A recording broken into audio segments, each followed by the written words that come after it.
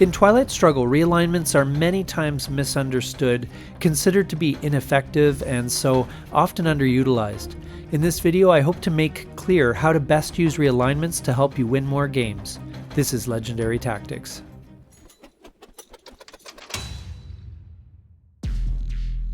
I know many players of Twilight Struggle who don't feel they understand the realignment action, and play their games as though it doesn't really exist, unless it is part of a card's event. Even experienced players won't do more than a few realignments per game. Realignments can certainly feel like a waste of ops sometimes. Even if you miss, at least a coup gives you military ops and affects the DEFCON level. Furthermore, realignments never add to your influence and even take it away sometimes.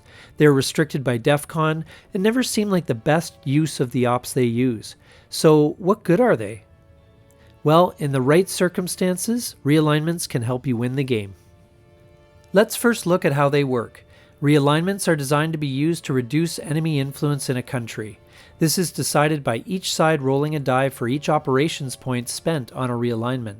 There are modifiers that apply. For example, each neighboring controlled country gives a +1 to that side's roll. The US and Soviet Union, being clearly controlled by each particular side, acts as a permanent +1 to realignments done in any country next door. Also, there is a modifier of +1 given to whichever side has the most influence in the target country. Countries may be targeted multiple times in the same operation if one likes.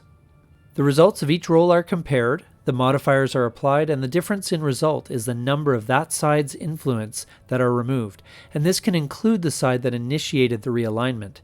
No influence is ever added as a result of a realignment. So, for example, let's say the US plays a 2-up card, Olympic Games, and attempts a realignment roll in Angola. Because the US controls South Africa, that player gets +1 to their roll. But the USSR has more influence in Angola, which gives the USSR a +1 to their roll, effectively cancelling out the US modifier. The US and the USSR both roll their die, and the US beats the USSR roll by 1, successfully removing one Soviet influence and control from Angola. A successful realignment. Please note that the US still has another operations point to use on a realignment roll, either once again in Angola or somewhere else. Realignments typically happen at DEFCON 2 because, up until that point, there are likely battleground countries that players would prefer to coup, which is generally a more powerful move. But once coups become limited, realignments come more into play as the only way to affect your opponent's battleground countries outside of events or direct influence placement.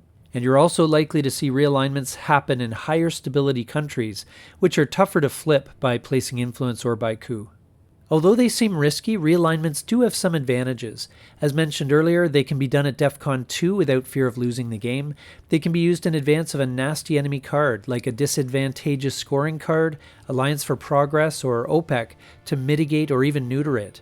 The ops can be used to affect multiple countries in one turn, and, if one prepares properly, can be more effective than coups in removing your enemy's influence.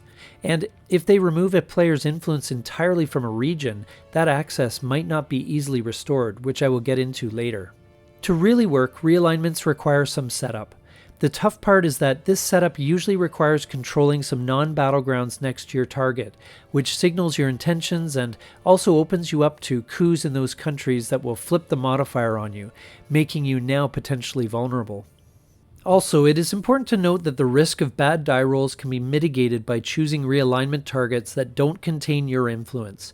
Be very judicious in using realignments where you have influence, as you can just as easily help your opponent as hurt them. If your opponent is busy elsewhere, it may not be a problem, but if you have the ability to control multiple non-battlegrounds at once or take multiple action rounds in a row, it makes your job easier. It often makes sense to play a larger ops card than you need as well. Lady Luck can be fickle, and I would rather waste a couple of extra ops than an entire action round, not to mention the realignment opportunity itself, which might be quickly countered by my opponent. And if you are lucky, you can try using the leftover operations points for realigning elsewhere, which is a nice bonus. The best use of a realignment is when you can eliminate your opponent entirely from a region or the access to it. Once your opponent loses access to a region, you are free to take over the country they were in and dominate or control that region for a large amount of victory points. For the USSR, an example of this is after the play of the Fidel event, which provides strong but isolated influence adjacent to the enemy's home country, so it is doubly valuable. It's a common play to see the US trigger Fidel and then use the 2 influence provided by the card to try to immediately realign the newly placed influence away. The US being next door provides a permanent positive modifier to the roll. It only has a slightly higher chance than 33% of success, but if it works, the USSR will be hard-pressed to get back in there. For the US, the Middle Eastern countries of Iran, Israel, and even Egypt are potential targets, albeit at DEFCON 3 or higher. South Africa is also vulnerable. If the USSR can get into Botswana and Angola, they should have no trouble eliminating the isolated US influence in South Africa, possibly kicking the US out of the entire region as a result.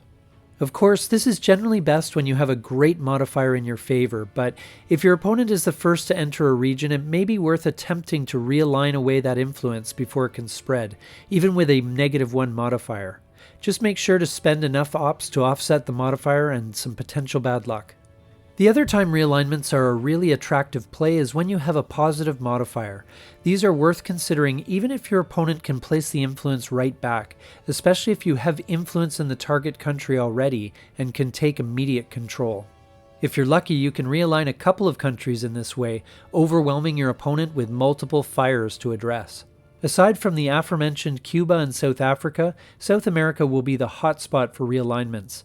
Battlegrounds can be lost and taken using these realignments, and because of this, interestingly, countries like Colombia and Uruguay become quite important in supporting them. Further, card events like Junta and Che can also be of help here. Other countries to keep an eye on are Algeria, if France is controlled, Angola, and Mexico. Finally, although it is less common, Europe is vulnerable to realignments if DEFCON goes to 5, with Italy, France, and East Germany being the most common targets. European countries that are of importance in the game tend to be high stability, making coups there ineffective.